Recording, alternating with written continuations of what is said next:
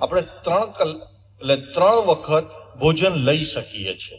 એટલા માટે કે શરીરની અંદર લગભગ 1 લીટરથી 1.5 લીટર પાચક રસ બને છે. એક વખતના ભોજનની અંદર 350 ml પાચક રસ પર્યાપ્ત થઈ રહે છે. તો સવારના ભોજનને લીધું હોય તો 350 ml પાચક રસ યુઝ થયો.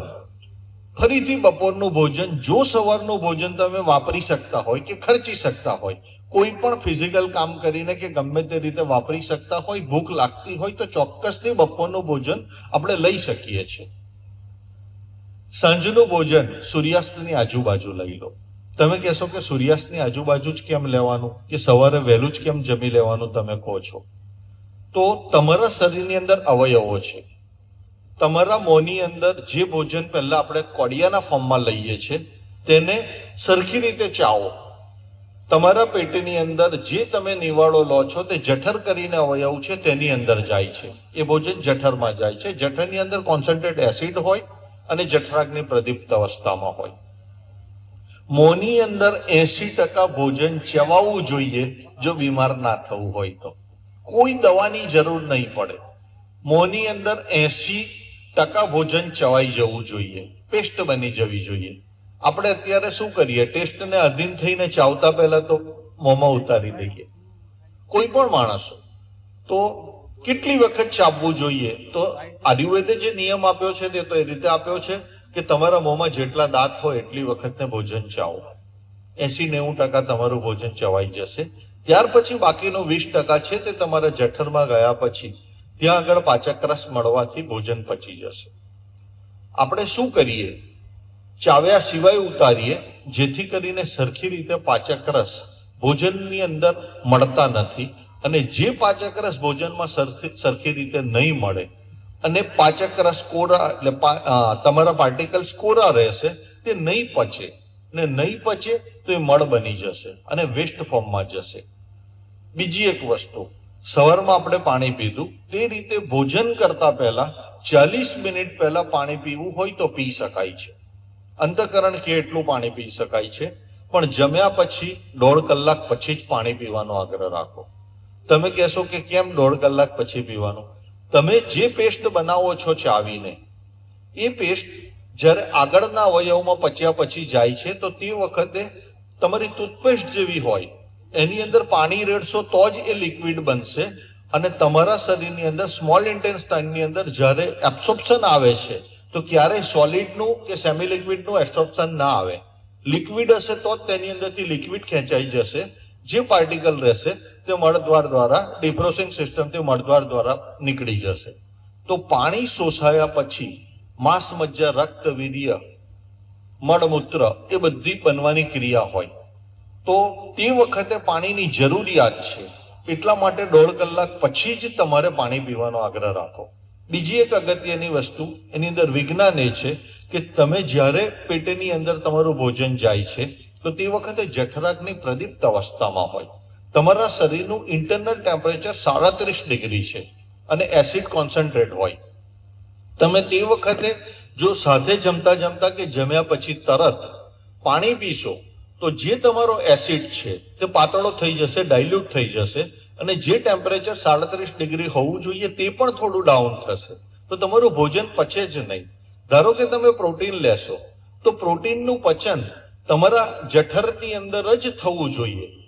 એની અંદરથી જો ત્યાં જ આગળ પોલીકાર્બોન, ધારો કે કાર્બોહાઈડ્રેટ્સ તમે લીધું તો કાર્બોહાઈડ્રેટ્સની અંદરથી પોલીકાર્બોહાઈડ્રેટ્સની અંદરથી ડાઈ, ટેટ્રા, પોલીકાર્બોહાઈડ્રેટ્સમાં કન્વર્ઝન ત્યાં નહીં કરો તો ડિફ્રોસિંગ સિસ્ટમ સુધી એ પચશે જ નહીં. એ જરૂરી છે.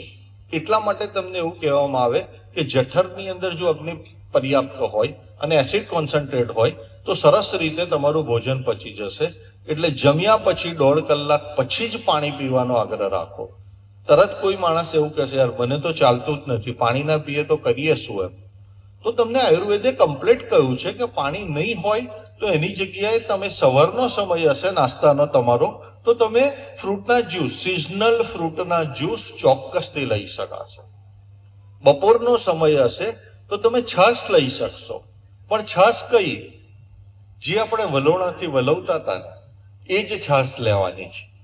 છાશને મથીને જ લેવાની છે તમારે. એટલે છાશ તમે લઈ શકો છો, અને સાંજનો સમય હશે તો તમે દૂધ લઈ શકો છો. તમને આયુર્વેદે તો બધું બતાવ્યું જ છે, ખાલી આપણે ભૂલી ગયા છે. તો બપોરના ભોજનમાં છાશ લઈ શકાય, સાંજનું ભોજન સૂર્યાસ્ત પહેલા કરી શકાય. આ તમારી ભોજન અને પાણીની વાત થઈ. તમે એવું કહેશો કે હવે પાણી પીએ છે તો કેવું પાણી પીવું? ફ્રીજનું પાણી પીવું જોઈએ? બધાને જ ખબર છે કે ઠંડુ પાણી નુકસાનકારક છે. આપણામાંથી કોને નથી ખબર કે ઠંડુ પાણી નુકસાનકારક નથી? એવું બધાને ખબર છે, પણ ખાલી જીભને લીધે કે ગરમીને લીધે આપણે ચીલ્ડ પાણી પીતા થઈ ગયા, ઠંડુ પાણી પીતા થયા. રોગો આપણે જ પેદા કર્યા. સ્વામીજીએ બી મને કહ્યું કે અત્યારે એટેકો આવવાના વધી રહ્યા છે, કેન્સર થવાનું વધી રહ્યું છે. તો પહેલામાં પહેલી વસ્તુ આપણે જ ઓર્ગનને નબળા કરી રહ્યા છે. જે માણસો ઠંડુ પાણી પીશે તે શું કરે? તમારું પાણી જે ફ્રીજનું હોય તે લગભગ 5-7 ડિગ્રીનું હોય. તમારા શરીરનું ઇન્ટરનલ ટેમ્પરેચર 37 ડિગ્રી છે. જ્યારે તમે ઠંડુ પાણી પીઓ છો, પેટમાં જાય છે, એ 37 ડિગ્રીના તાપમાનને મેન્ટેન કરવા માટે 5-7 ડિગ્રીના ઠંડા પાણી ઉપર ત્યાં કોઈ બીજી કોઈ વસ્તુ ભગવાને નથી મૂકી, એટલે બ્લડનો ફ્લો છે તે કે જેના પર આવતો હોય, અને એ ફ્લોથી તમારે તમારા 5-7 ડિગ્રીના પાણીને 37 ડિગ્રી સુધી લઈ જવાનું હોય. એટલે બ્લડનો ફ્લો પેટ પર આપવો પડે. હવે પેટ પર બ્લડનો ફ્લો આપવો હોય તો મગજમાં જે બ્લડ જતું હોય તેને અટકાવવું પડે, કિડનીમાં જે જતું હોય તેને અટકાવવું પડે, લીવરમાં જે જતું હોય તેને અટકાવવું પડે. જે અવયવોમાં બ્લડ જાય છે, તો જ્યાં સુધી તમારા પાણીને તમે ઉષ્ણ નહીં કરો, 37 ડિગ્રી સુધી નહીં લાવો, ત્યાં સુધી એટલા ઓર્ગન પર એટલા સમય માટે બ્લડનો ફ્લો નબળો થઈ જશે, અને એ અંગ વારંવાર એકની એક ક્રિયા થવાથી નબળું પડે છે, અને એ નબળું અંગ જ આપણા દુઃખોનું કારણ બને છે. એટલા માટે કહું છું કે ઠંડુ પાણી આપણે નથી પીવાનું.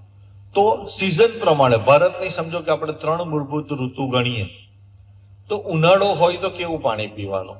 તો કે ઉનાળો હોય તો આપણે માટલાનું પાણી પી શકીએ છીએ. શિયાળો હોય તો કેવું પાણી પીવાનું? શિયાળો હોય તો આપણને ઉષ્ણ પાણી પીવાનું કીધું છે, વોર્મ વોટર પી શકાય. ઓકે, વાસણની વાત કરીએ કે ભાઈ ચલો વોર્મ નહીં પીવું હોય તો કેવું પી શકીએ? તો કે તે વખતે કોઈ પણ બર્તનની અંદર, પહેલાના સમયની વાત તો એવી છે કે સોનાના બર્તનનું પાણી પીવું જોઈએ શિયાળામાં. પણ હમણાં હું કહીશ તો બેનો ગાળ બોલશે કે અમારા પહેરવાની મગજમારી નથી સોલ્વ થતી ને તમે સુવર્ણનું વાસણની વાત કરો છો. તો તે વખતે તમારા કોઈ પણ વાસણમાં સોનાનો કોઈ પણ સિક્કો 1 ગ્રામનો, 2 ગ્રામનો, 5 ગ્રામનો નાખી દો. આખી જિંદગી તમે કોઈ પણ માટલાની અંદર સિક્કો નાખશો ને, તો આખી જિંદગીની અંદર 1 ગ્રામ પણ સોનું ડિઝોલ્વ નથી થતું. નિયર બાય 1/2 ગ્રામ ડિઝોલ્વ થાય છે. આપણા આખા પરિવારની અંદર એ સુવર્ણ જળ પીશું તો ફાયદા જ ફાયદા બતાવેલા છે. પણ શિયાળાની અંદર ઉષ્ણ પાણી પીશું ને તો બહુ બધા પ્રોબ્લેમો સોલ્વ થઈ જશે, અને આખી જિંદગીની અંદર 1/2 ગ્રામ સોનું આપણે યુઝ કરી શકીએ છીએ. આટલી માત્રા છે. હવે કોઈએ માટલામાં નાખ્યું હોય ને કોઈ ચોરી જાય તો એ જવાબદારી તમારી. તમે કાલે એવું ના કહેતા કે ભાઈ તમે કયું મારો કોઈ સિક્કો લઈ ગયો. મજાક કરું છું. તો શિયાળાની અંદર આપણે સુવર્ણ જળ પી શકીએ, અને જ્યારે ચોમાસું છે ત્યારે તમને તાંબાના વાસણની અંદર મૂકીને પાણી પીવા કીધું. કેમ કે ચોમાસાની અંદર વરસાદ હોય, ભેજનું વાતાવરણ હોય, બેક્ટેરિયા, પેથોજન, વાયરસ, ફંગસ આખા વાતાવરણમાં હોય.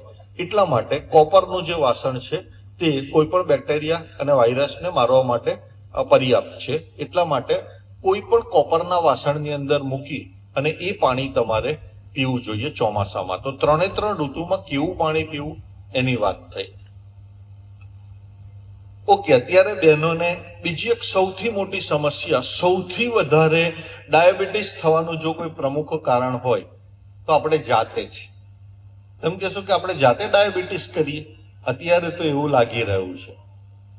ભગવત ઋષિએ સરસ સૂત્ર આપ્યું હતું, જે ભોજન બનાવવામાં સૂર્યનો સ્પર્શ ના થતો હોય, સૂર્યપ્રકાશ ના પડતો હોય અને હવાનો સ્પર્શ ના થતો હોય, એ ભોજન વિષ સમાન છે. આવું સૂત્ર આપ્યું છે. અત્યારે આપણે ભોજન બનાવીએ તેમાં સૂર્યપ્રકાશ અને હવાનો સ્પર્શ થાય છે. કેમ નથી થતો? કેમ કે પ્રેશર કુકર ઘરમાં આપણે વાપરતા થઈ ગયા. દરેક ઘરમાં પ્રેશર કુકર વપરાતા થયા કે નથી થયા? બધા ઘરોમાં લગભગ વપરાતા થયા ને. બહુ ઓછા ઘર બચ્યા છે કે જેની પાસે હજી બી વિચાર આવ્યો છે કે એના ઘરની અંદર પ્રેશર કુકર નથી વપરાતા, નહીં તો પ્રેશર કુકર વપરાતા થયા.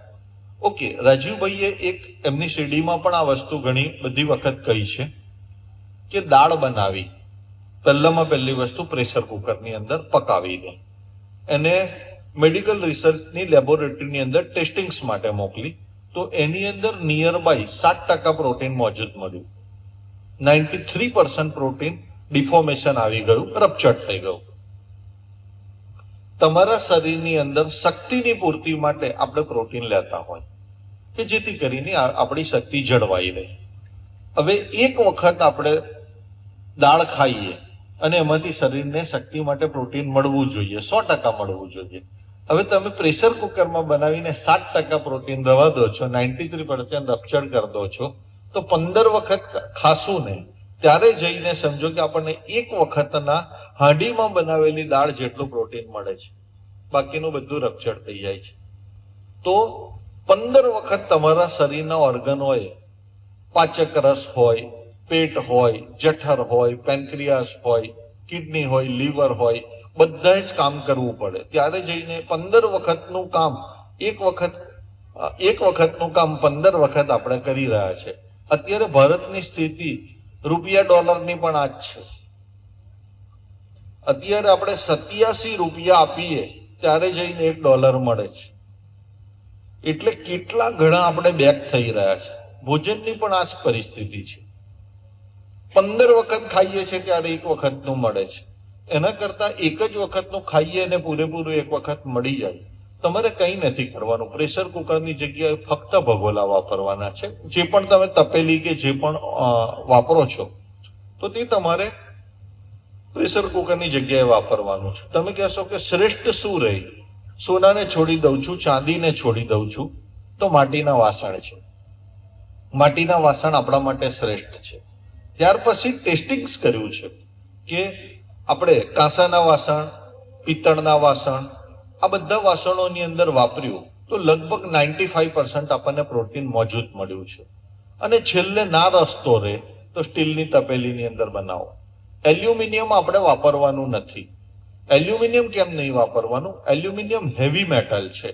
0.05 ppm જેટલી માત્રા જો એલ્યુમિનિયમની શરીરમાં જશે ને તો બ્રોન્કાઇટિસ થશે ને થશે, શ્વાસની બીમારી થશે ને થશે. તો એલ્યુમિનિયમના વાસણો ઘરમાંથી કાઢી નાખો. બહુ જ નુકસાન કરે છે આપણને. એલ્યુમિનિયમ આપણા માટે છે જ નહીં, પોઈઝનસ મેટલ છે, હેવી મેટલ છે. ભરવાડ જેવી કોમ્યુનિટી કે જે ખૂબ ખડતલ છે, એમના શરીરની અંદર જે અત્યારે શ્વાસના રોગો થઈ રહ્યા છે, ગાય સાથે સવારથી સાંજ સુધી ફિઝિકલ કામ કર્યા પછી એ કોમ્યુનિટીને સૌથી વધારે શ્વાસના રોગો થયા છે. એનું પ્રમુખ કારણ એલ્યુમિનિયમ છે. એલ્યુમિનિયમની તપેલીઓમાં ચા ઉકાળીને પીએ છે, એને લીધે જે લોકો બ્રોન્કાઇટિસથી પીડિત છે. બાકી એમને બ્રોન્કાઇટિસ થવાનું કોઈ કારણ જ નતું. આ ભરવાડ કોમ્યુનિટી સાથે કામ કર્યા પછી અમે લોકોએ જે ઓબ્ઝર્વ કર્યું છે તે તમને કહું છું. એટલે એલ્યુમિનિયમ ઘરમાંથી શક્ય હોય ત્યાં સુધી કાઢી નાખો. આપણી પાસે પહેલા કોઈ પણ માતાને લગ્ન કરીને વિદાય કરતા ને કોઈ પણ બેનને, તો આપણે કયા વાસણો આપતા? બધાને જ આપણે પિત્તળના વાસણ આપતા હતા. તો પિત્તળના વાસણ જોવા તો નતા જ આપતા કે ભાઈ તું ત્યાં જાય તો બરાબર જોજે એમ. પિત્તળના વાસણ આપતા હતા, પરંપરા ઊભી કરેલી. પરંપરા પાછળનું સાયન્સ ખતમ કરી નાખ્યું અને પિત્તળના વાસણની જગ્યાએ કવર આપતા થઈ ગયા કે બીજું બધું આપતા થઈ ગયા. ખોટું ના લગાડતા, બહુ સાચી વાત છે સમાજની, તે હું તો કહું છું. તો ફરીથી આ પરંપરાને જાગૃત કરવી પડશે. માતાઓ કરી શકે એમ છે, પુરુષ વર્ગ કરી શકે એમ છે કે ભાઈ ફરીથી એને સમજાવીને એને જે જરૂરિયાત ખાવાનું બનાવવા માટે જે જરૂરી વાસણો છે તે આપો. અભરાઈમાં કે કોઠારમાં મૂકી રખાય એવા વાસણો ના આપો. હું તો ના કહું છું, it's a waste of money. પણ ફરીથી જે એને કામ લાગે પોતાના દૈનિક જીવનની અંદર એવા વાસણો તમે પિત્તળના આપો, કાંસાના આપો. એ પૈસા આપણને સાર્થક રહેશે. તો આ મેં કયા વાસણની અંદર આપણે ભોજન બનાવવું જોઈએ તેની મેં વાત કરી તમને. ઠંડુ પાણી નહીં પીવું જોઈએ. શક્ય હોય ત્યાં સુધી ફ્રીજનો ઉપયોગ ના કરીએ. એટલા માટે ના કરીએ કે ફ્રીજની અંદર પણ જે મૂકેલો વસ્તુઓ છે તેને હવાનો સ્પર્શ નથી થતો ને સૂર્યનો પ્રકાશ નથી મળતો, તો એની અંદર મૂકેલું ભોજન પણ આપણા માટે વિષ સમાન છે. સ્વામીજી આપણને એક વસ્તુ કહી કે ભારત અત્યારે કેન્સરની અંદર પંજાબને પછાડીને નંબર 1 બન્યું. તો કેમ બન્યું? કોઈને એનો વિચાર આવ્યો ખરો? નો ડાઉટ એક કારણ ચોક્કસ જ ફાસ્ટ ફૂડ છે, પેક ફૂડ છે, ચોક્કસથી એક કારણ જવાબદાર છે. પણ સૌથી પ્રમુખ કારણ તમને કહું, તેની અંદર પેસ્ટિસાઇડ અને ફર્ટિલાઇઝરનો વપરાશ છે. સૌથી મોટામાં મોટું કારણ છે. બહેનો તરત જ એવું કહે છે કે પેસ્ટિસાઇડ અને ફર્ટિલાઇઝર જે નાખેલું છે તો હવે અમે તો કે પકવવા જઈએ.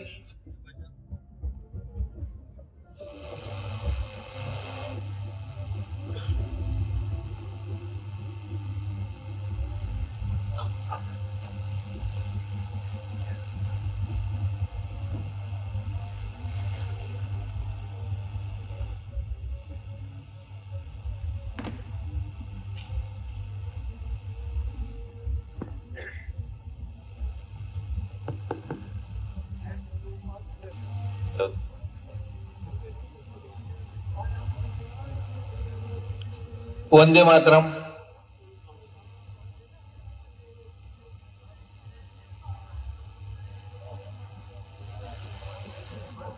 તો અત્યારે જે કેન્સર થવાનું જે કારણ છે સમાજમાં, તેની અંદર પેસ્ટિસાઇડ અને ફર્ટિલાઇઝર છે. તમે કહેશો કે બજારમાં જે મળે છે તે જ અમે તો ખાવાના, હમણાં તો ક્યાંથી અમે લાવવાના? તો જે છે તે જ આપણે ખાવું પડશે. એ આપણી સમાજની પરિસ્થિતિ છે. તો એની અંદર રહીને આપણે આપણા શરીરની અંદર કેન્સર ઓછું થાય એના તો પ્રયત્ન કરી શકીએ છીએ. તો પહેલામાં પહેલી વસ્તુ, જે સબ્જી લાવીએ છીએ આપણે, તે સબ્જીને શક્ય હોય ને ત્યાં સુધી કોઈ પણ માણસ ગૌમૂત્રનો ઉપયોગ કરે કે ગૌ અર્કનો ઉપયોગ કરે. તમે કહેશો કે આવું પોસિબલ છે? હા, બિલકુલ પોસિબલ છે. જે તમારું પાણી છે, તમે શાકભાજીને સમારીને ધોતો છે જ. બધા માણસો શાકભાજી બનાવતા પહેલા પાણીની અંદર શાકભાજીને ધોઈ છે સારી રીતે.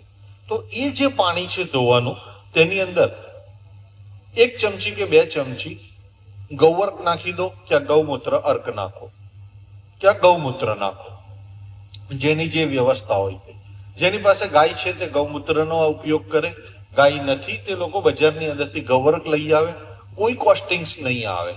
2 ચમચી નાખી દો પાણીની અંદર અને એમાં શાકભાજીને 2 મિનિટ 5 મિનિટ સુધી પોડી રાખો. તમે ચેક કરશો ને તો નિયર બાય 30 to 35% પેસ્ટિસાઇડ ઓછી નીકળશે. ટેસ્ટ કરજો, આ બધા ટેસ્ટિંગ્સ અવેલેબલ છે, કરેલા છે. તો એ તમે ખાલી પાણીની અંદર શાકભાજી બોળશો તો બહુ બધી પેસ્ટિસાઇડ તમારા પાણીમાં આવી જશે, રિસર્ચ સ્મેલ આવશે. અને લિટમસથી ટેસ્ટ કરશો ને તો એસિડિકતા બી તમારી બદલાઈ જશે. તો પહેલામાં પહેલી વસ્તુ આપણે એટલું તો કરી શકીએ છીએ ને કે પેસ્ટિસાઇડને 33 થી 35% આપણે ઓછી કરી શકીએ. આટલી વસ્તુ આપણે કરી શકીએ છીએ. બીજી વસ્તુ, જ્યારે ભોજન બનાવીએ તે વખતે મીઠું છેલ્લે નહીં નાખતા, પહેલું નાખો. અને શક્ય હોય ત્યાં સુધી 1 ચમચી ઘી મૂકો પહેલા. ઓકે, કોઈ ગુરુનું તમે ભોજન બનાવશો ને તો દેશી ગાયના ઘીમાં કેમ બનાવતા હતા? કોઈ દિવસ આપણે વિચાર કર્યો? એ ગુરુ છે એટલા માટે કે પવિત્ર રહે, એમને નુકસાન ના આવે, એટલા માટે આપણે દેશી ગાયના ઘીની અંદર ભોજન બનાવતા હતા. જે માણસો દેશી ગાયના ઘીમાં ભોજન બનાવશે તેનું ભોજન ટોક્સિન વિહીન થઈ જશે. ઓકે, કોઈકને સાપ કરડ્યો હોય કે પોઈઝન થયું હોય તો આપણે શું કરીએ? જે જૂના માણસો છે તેને ખબર છે, પહેલામાં પહેલા ઘી જ પીવડાવતા હતા. ઘી એટલા માટે પીવડાવતા હતા એ પોઈઝનને નલિફાઈ કરી નાખે છે, કેમિકલી તરત જ પોઈઝનને નલિફિકેશન કરાવી નાખશે. તો તમારા ભોજનની અંદર પોઈઝન છે, ટોક્સિન છે, દવા છે, ઝેર છે. તો તમે શું કરો તો કે છેલ્લે ઘી નહીં કરતા 1 ચમચી ઘી તમે સ્ટાર્ટિંગમાં મૂકી દો. એ તમારા 20-30% પોઈઝનને ઓછું કરી દેશે. તો તમે જે એક્ઝિસ્ટિંગ પોઈઝન છે તે ઘણું બધું નલિફાઈ કરી શકો છો. તો એ કેન્સર માટેનું જે કારણ છે તેને તમે ખતમ કરી શકો છો. બીજી વસ્તુ, કેન્સર થવાનું કારણ કર્ક્યુમિનની ડેફિશિયન્સી છે. પહેલાના સમયમાં હળદરને દરેક વસ્તુમાં આપણે ઉપયોગ કર્યું. હળદર કઈ વસ્તુમાં હળદર નથી નાખી? જેટલા ભોજન બનાવીએ, શાક બનાવીએ, દાળ બનાવીએ, કઢી બનાવીએ, બધામાં જ હળદર વાપરી છે. એનું મુખ્ય કારણ એ હતું, ઋષિ મુનિઓને તો ખબર હતી કે હળદરની અંદર પર્યાપ્ત માત્રાની અંદર કર્ક્યુમિન છે, પણ બજારમાં જે હળદર ખાઈએ છે તે હળદરમાં હળદર જ ક્યાં છે? તમે કહેશો કે યાર હળદરમાં હળદર નથી મયંકભાઈ, હવે 10 વાગ્યા, હવે તો જરા છોડો. પહેલામાં પહેલી વસ્તુ તમે જોજો હળદરની અંદરથી અત્યારે કેમિકલ્સ કેવી રીતે એક્સ્ટ્રેક્ટ કરવામાં આવે. પહેલામાં પહેલી વસ્તુ એક હોપર હોય, નીચે સ્ટીમ આવતી હોય, એના ઉપર ગાંઠિયા પડેલા હોય, એ સ્ટીમની અંદરથી ગાંઠિયાની અંદરથી ડાયરેક્ટ વરાળના માધ્યમથી વરાળ જુદી કરીને સેપરેટરથી જુદું કરીને એની અંદરથી કર્ક્યુમિન કાઢી લેવામાં આવે. પૂરેપૂરું ના કાઢી લેવામાં આવે, થોડુંક જ કાઢી લેવામાં આવે. એ કર્ક્યુમિનને બજારમાં વેચશો ને તો લાખો રૂપિયા મળે છે. હળદરમાં એને કંઈ નથી મળતું, એના પૈસા બી નથી નીકળતા. અને આ વાસ્તવિકતા છે. તમને હું એક હળદરની વાત કરું છું એવું નથી, બધી જ વસ્તુમાં એવું છે. અત્યારે તો આપણે લગ્નમાં જઈએ છીએ તો જે વડિયારી ખાઈએ છીએ, મસાલા ખાઈએ છીએ, તેમાં કંઈ નથી.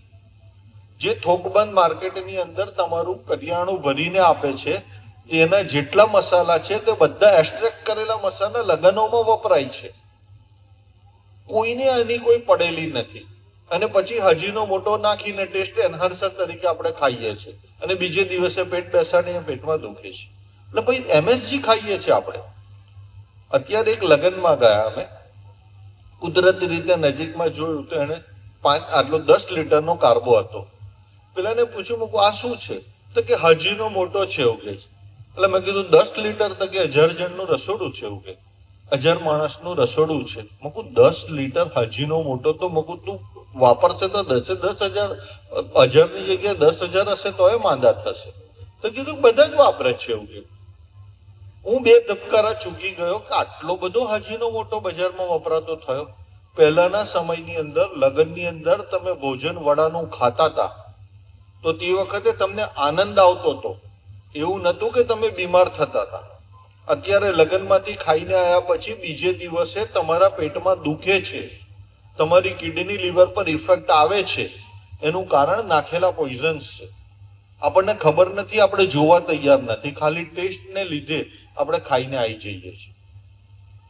બીજી એક વસ્તુ ખાસ આની સાથે કહી દઉં કે આ કારણોની સાથે અત્યારે શાદીના અવાજ આવી રહ્યા છે એટલે એ વસ્તુ કહેવાનું યોગ્ય લાગે એમ છે. અત્યારે આપણે લગ્નમાં જઈએ ને તો એ ભોજન આપણા માટે સૌથી નુકસાનકારક છે. હું ચોક્કસ ના નથી કહેતો કે ટેસ્ટ આપણી જીભને લાગે છે એટલે આપણે આકર્ષાઈ જઈએ છીએ. કોઈ પણ માણસ હશે તો એની સાથે આકર્ષાયા પછી આપણે શું કરીએ તો એટલીસ્ટ આપણા શરીરને ઓછું નુકસાન થાય તે પણ કહીશ. આપણે શું કરીએ, જનરલી શાદીનો સાંજનો પ્રસંગ હોય, આપણે જવાનું થતું હોય 8 વાગે.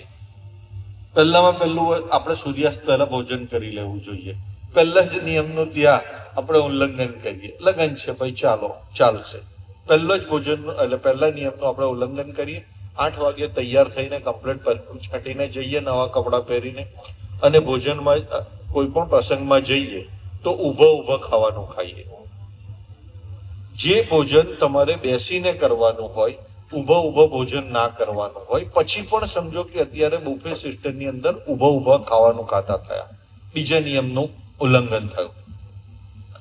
આગળ જશો તો પહેલા વેલકમ ડ્રિંક તરીકે કોઈ પણ ઠંડી વસ્તુ તમને આપવામાં આવશે. ફરીથી કહું, 5-7 ડિગ્રીની ઠંડી વસ્તુ હશે એટલે તમને પહેલામાં પહેલી વસ્તુ ઠંડા પરથી તમારા બોડીને 37 ડિગ્રી પર બોડીએ લાવવું જ પડે. એટલે પહેલા ઠંડા 5-7નું વેલકમ ડ્રિંક પીધા પછી આગળ જશો તો તમને શું કહેશે કે ભાઈ કોઈ પણ સ્ટાર્ટર લઈ લઈએ. એટલે સ્ટાર્ટર આપશે તો તે 50-60 ડિગ્રીનું હશે.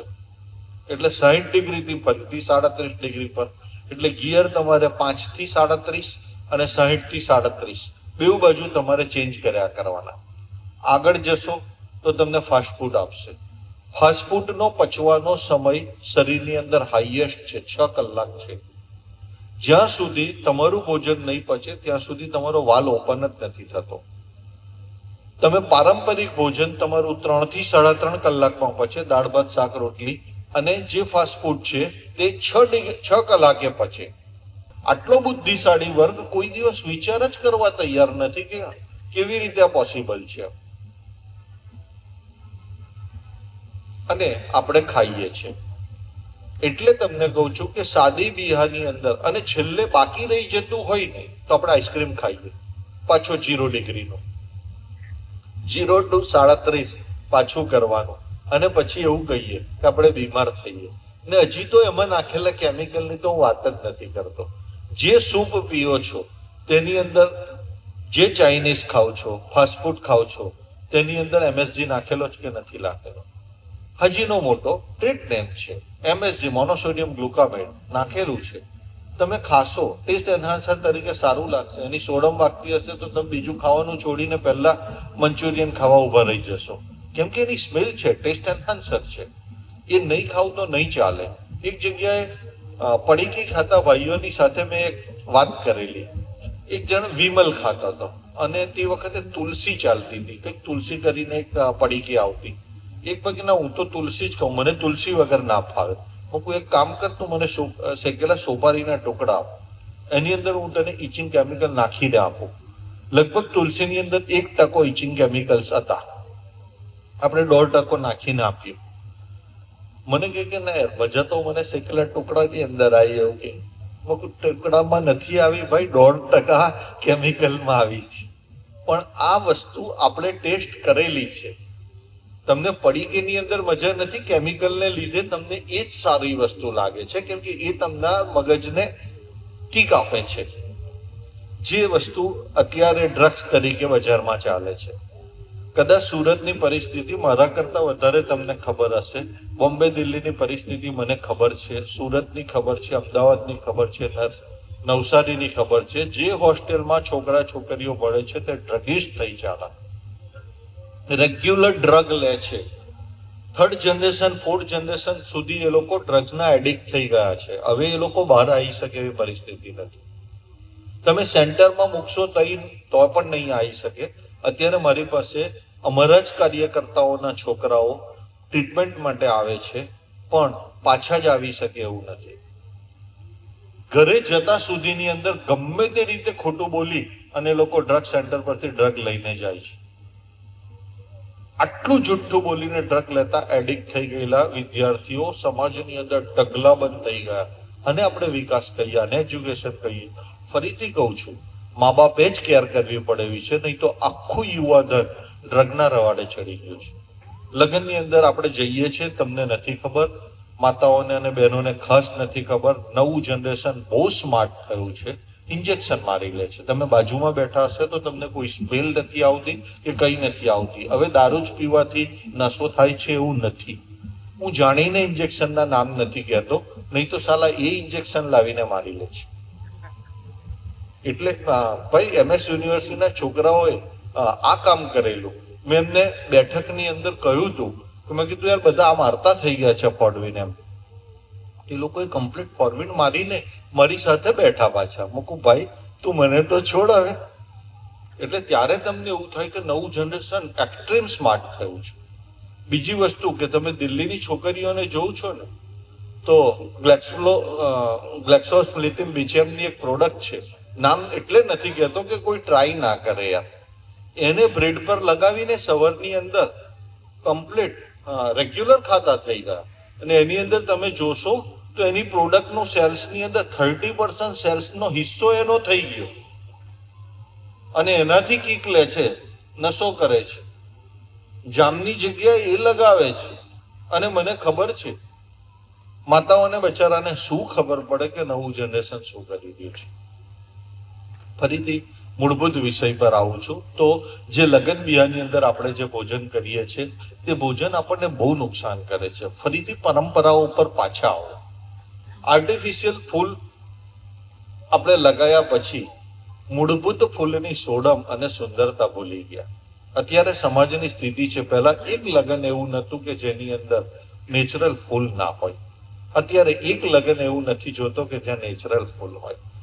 સુગંધ જ જે વખત આર્ટિફિશિયલ થઈ ગયા હશે તો હૃદય અને મન પણ આર્ટિફિશિયલ થઈ જશે.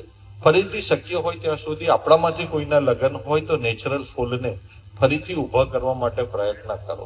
આપણે પણ લાઈવ થવું પડશે. આર્ટિફિશિયલ થઈશું તો આપણે પણ એવા જ થઈ જઈશું. તો શાદી બ્યાહના ભોજનની મેં વાત કરી લીધી. થોડી 4 ઝેર વિશે વાત કરી લઉં જે આપણે જાણીને નાખીએ છીએ. સમય થાય તો મને કહી દેજો કે બહેનોને પણ સવારથી સાંજ સુધી કામ કરેલું હોય, થાકી જાય તો ખાલી મને કહેજો, થોડું વધારે ટાઈમ નહીં લઉં. 4 ઝેર વિશે વાત કરી લઉં. જાણીને નાખીએ છીએ એવું કહું. તમે કહેશો કે જાણીને કોઈ માણસ ઝેર નાખતું હશે? હું કહું છું કે આપણે નાખી રહ્યા છીએ. પહેલામાં પહેલી વસ્તુ રિફાઇન્ડ તેલ. 40-50 વર્ષ પહેલાની બેક હિસ્ટ્રીમાં જઈએ તો ભારત હૃદય સંબંધિત બીમારીની અંદર છેલ્લા સ્થાન પર હતું. ભારતની વસ્તી દુનિયાની અંદર બીજા નંબરની હોયા પછી આપણે હૃદય સંબંધિત બીમારીની અંદર વિશ્વની અંદર છેલ્લા સ્થાન પર હતા. એવી કઈ ઘટના બની કે અત્યારે હૃદય સંબંધિત બીમારીની અંદર આપણે વિશ્વના પ્રથમ સ્થાન પર છે? તો એની અંદર પ્રમુખ કારણ રિફાઇન્ડ તેલ છે. બીજું કારણ રિફાઇન્ડ મીઠું છે. પહેલું રિફાઇન્ડ તેલ, તમે કહેશો કે યાર અમે તો ડબ્બા ઉપર કમ્પ્લીટ ડબલ રિફાઇન્ડનું કમ્પ્લીટ ચિત્ર જોઈને આનું જ લાવીએ છીએ, ગુલાબનું લાવીએ છીએ, ફોર્ચ્યુનનું લાવીએ છીએ, બ્રાન્ડમાં હું નથી પડતો.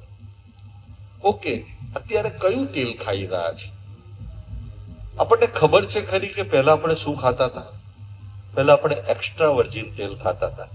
એક્સ્ટ્રા વર્જિન એટલે શું તે પછી વાત કરું છું. પહેલામાં પહેલી વસ્તુ તો જે અત્યારે તેલ ખાઈ રહ્યા છે એ ડબલ રિફાઇન્ડ બને કેવી રીતે, એ પ્રોસેસને શું નામ આપવામાં આવે તો કે સોલ્વન્ટ એક્સટ્રેક્શન. એ પ્રોસેસ છે તેને સોલ્વન્ટ એક્સટ્રેક્શન કહેવામાં આવે. પહેલામાં પહેલી વસ્તુ સીધું મગફળી લઈ અને ગાડીની અંદર મશીનની અંદર પીસવામાં આવે, તેલ કાઢવામાં આવે. એ તેલની અંદર કેરોસીન સમૂહનું ગેસોલિન નામનું એક કેમિકલ નાખવામાં આવે, જેનાથી એ પાતળું થાય. ત્યાર પછી એની અંદર હેક્ઝન નાખવામાં આવે અને જેથી કરીને એનો સરફેસ એરિયા મોટો થાય અને એની અંદરથી મિનરલ્સ અને એમિનો એસિડ કાઢી લેવામાં આવે, જે તમારા શરીર માટે ખૂબ જરૂરી છે. જુદા કરી લેવામાં આવે.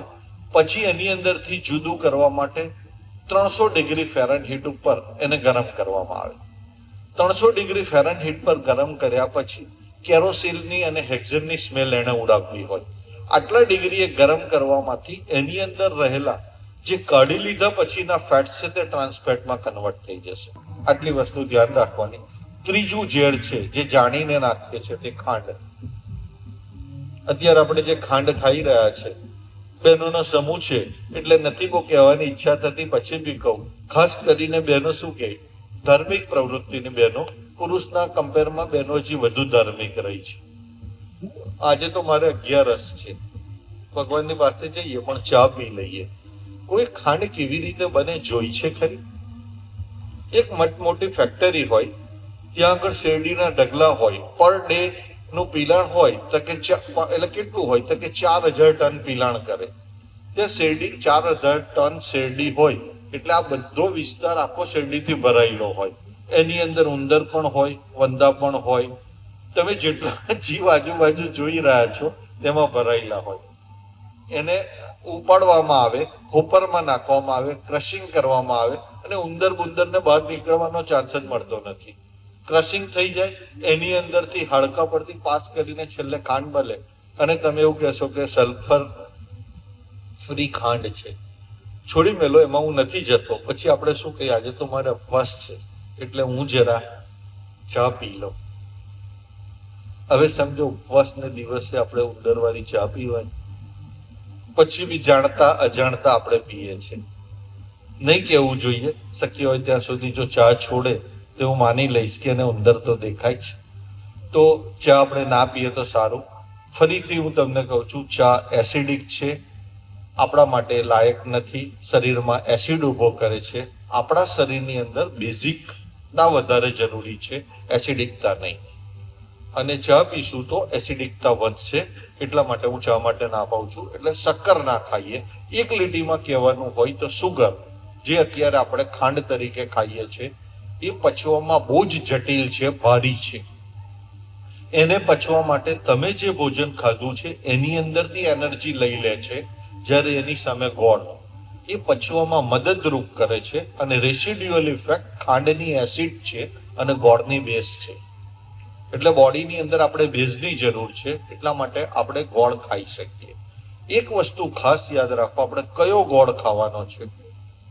અત્યારે સમાજની પરિસ્થિતિમાં એવું છે, આપણે જે કોલમ જોઈએ ને, લગ્નની કોલમ જોઈએ ને, તેની અંદર એક વસ્તુ કાયમ જોવે, પત્ની બધાને ગોરી જોઈએ, ભલે એ પોતે ચિક્કડકારો હોય. કોઈ પણ કોલમ વાંચજો તમે તો હું ફરીથી તમને કહું, ગોરાનો મોહ ગોળમાં ના રાખતા. ગોળને ગોરો કરવા માટે નિરમા વોશિંગ પાવડર જ માર્યો છે. દૂધ કી સફેદી નિરમા વોશિંગ છે આવી એવો ઘાટ છે, એની અંદર કોસ્ટિક સોડા જ મારેલો છે. સિમ્પલ કોસ્ટિક સોડા મારે ક્યાં વોશિંગ પાવડર મારે. તો કયો ગોળ વાપરવાનો? તો કે ચોકલેટી કલરનો ગોળ છે તે વાપરવાનો. ને ખાસ કરીને એને પૂછો કે આને સાફ શાંતિ કર્યો છે, કહેશે કે મેં ખાટી ભીંડીથી કરશો તો એ ગોળ તમે વાપરી લો.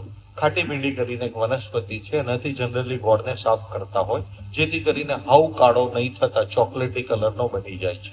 તો આ દેશી ગોળ ખાવાનો આગ્રહ રાખો. ઓર્ગેનિક દેશી ગોળ તો હવે સપનું થઈ ચાલ્યું, પછી બી જો મળતો હોય તો ચોક્કસ ખાવાનો આગ્રહ રાખો. અને બીજી એક ગોળની બાબતની ખાસ વાત કરી દઉં કે ગોળ શું કરી શકે. જે પણ સમજો કે શ્વસન તંત્રની બીમારીઓ છે તેની અંદર ગોળ ખાઓ, શ્વસન તંત્રની બીમારીઓ સૌથી સારામાં સારી સોલ્વ થશે. ડિલિવરી પછી સમજો કે માતાને 42 દિવસ સુધી બ્લડ સાફ થવું જોઈએ, તો એના માટે ગોળ ખવડાવો. તો પહેલાના સમયમાં આપણે ખવડાવતા હતા. આ ગોળ ખાશો તો માતાને ફેબ્રોઇડની બીમારી નહીં આવે, એટલે ડિલિવરી પછી જે ગાંઠ થવાની સમસ્યાઓ છે તે નહીં આવે. તો ચોક્કસ ગોળનો ઉપયોગ કરીએ. તો આ મેં વાત કરી ગોળની. સિમેન્ટ ફેક્ટરીમાં કામ કરતા મજૂરો પર પરીક્ષણ કરવામાં આવ્યું હતું કે જેને જમાડ્યા પછી 1 ચમચી ગોળ ખવડાયો તો તેને સિમેન્ટ ફેક્ટરીમાં કામ કર્યા પછી પણ શ્વસન તંત્રના રોગો નહોતા. અને જે મજૂરોને ગોળ ખવડાવવા નહીં આવ્યો હતો તે બધા માણસો નિયર બાય 95% એના મજૂરો શ્વસન તંત્રની બીમારીથી રોગિષ્ટ હતા. તો આ ગોળનો ફાયદો છે. ગોળ પચવામાં આપણને મદદરૂપ છે અને રેસિડ્યુઅલ ઇફેક્ટ બેઝ છે, એટલે ગોળ ખાવાનો આગ્રહ રાખો. ગોળ ચોકલેટી કલરનો જ ખાવાનો આગ્રહ રાખો.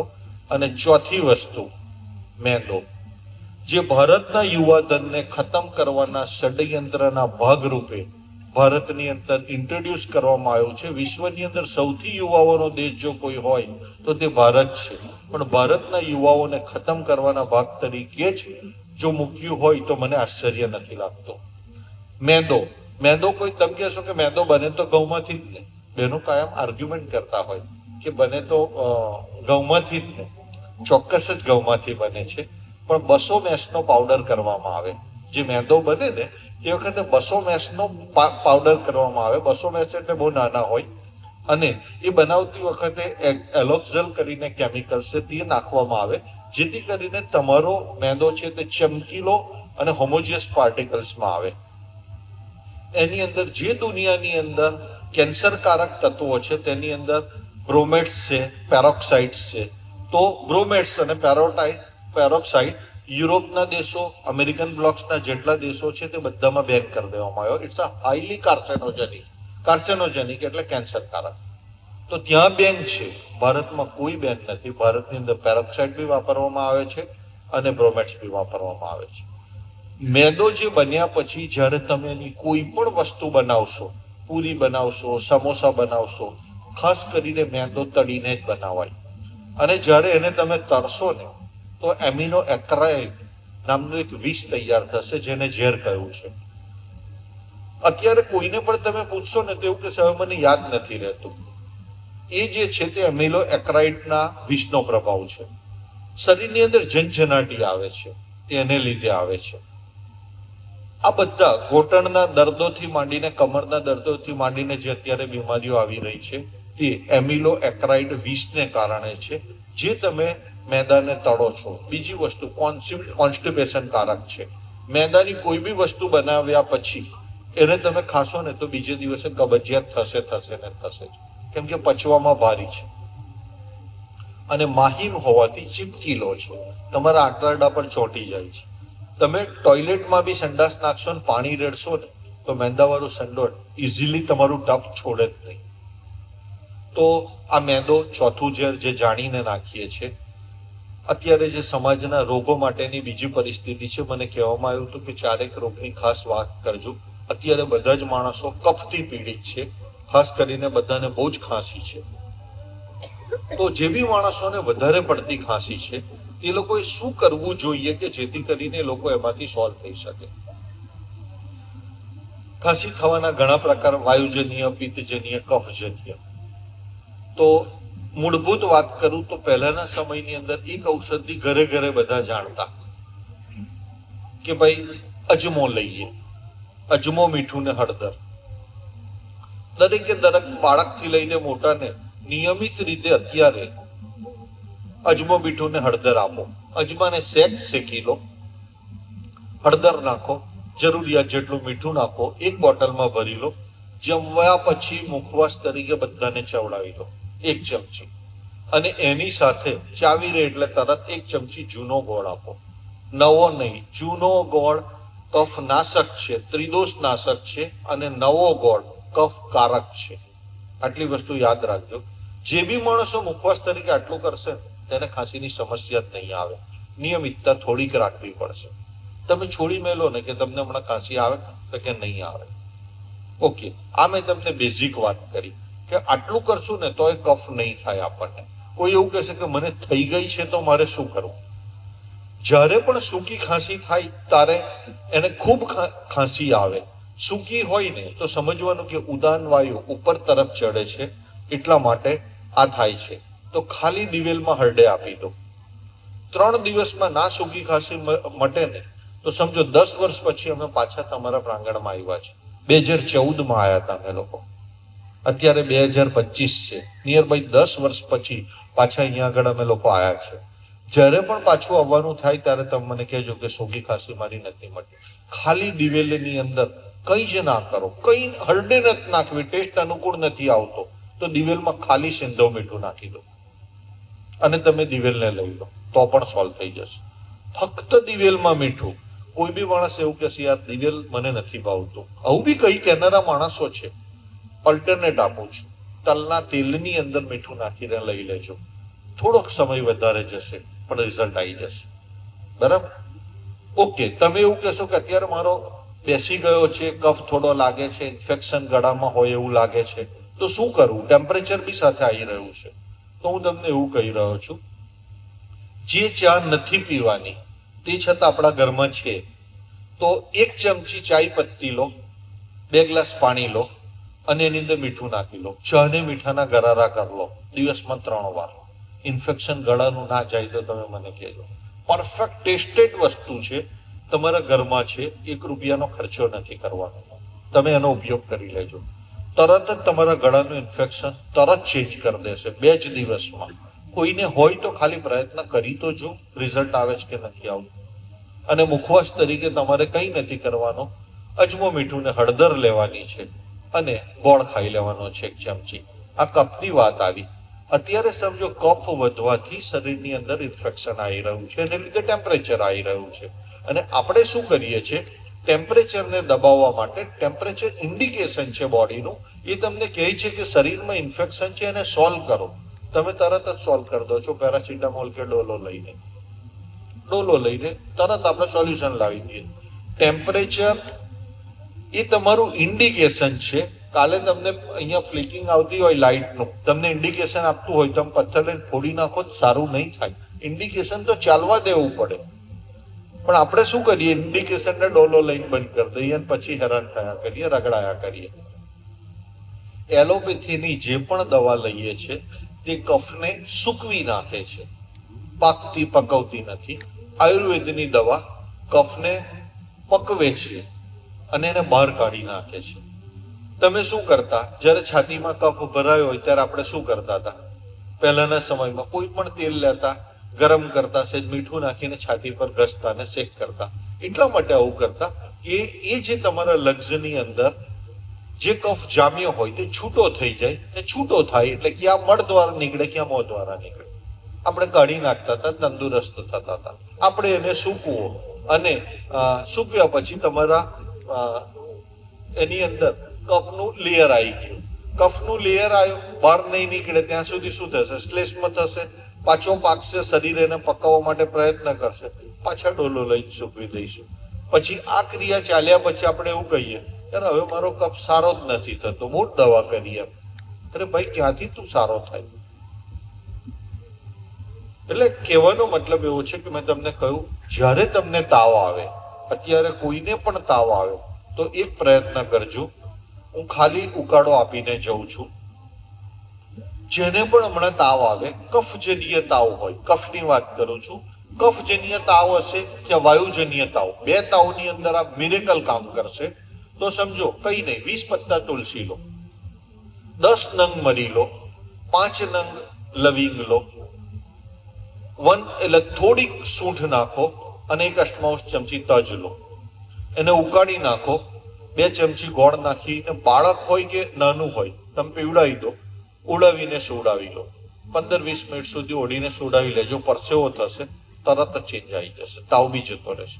20 મિનિટમાં તાવ જાય છે. કોણે એવું કીધું કે એલોપેથી ફાસ્ટ રિઝલ્ટ આપે છે? આયુર્વેદથી ફાસ્ટ રિઝલ્ટ આપી જ ના શકે, કેમ કે એલોપેથી મોલેક્યુલ્સ બેઝ ચિકિત્સા છે, આયુર્વેદ પંચગુણ બેઝ ચિકિત્સા છે. આપણું શરીર પંચમહાભૂતનું બનેલું છે. આકાશ, વાયુ, અગ્નિ, જળ અને પૃથ્વીથી બનેલું શરીરને એને પ્રતિનિધિ તરીકે જ આપણે વાતપિત્ત કફને સ્વીકારેલું છે. એનાથી બનેલું શરીર, એના તત્વોથી ફાસ્ટ રિઝલ્ટ આવે કે મોલેક્યુલ્સ બેઝ ચિકિત્સાથી રિઝલ્ટ આવે? પણ આખી દુનિયાના બધા જ પૈસા એની પાછળ લાગેલા છે. એટલે એ લોકો જે કહેશે તે દુનિયાએ સ્વીકાર્યું છે. આપણે પણ માનતા થયા, કંઈ પણ થાય તો દવાખાને જતા થયા.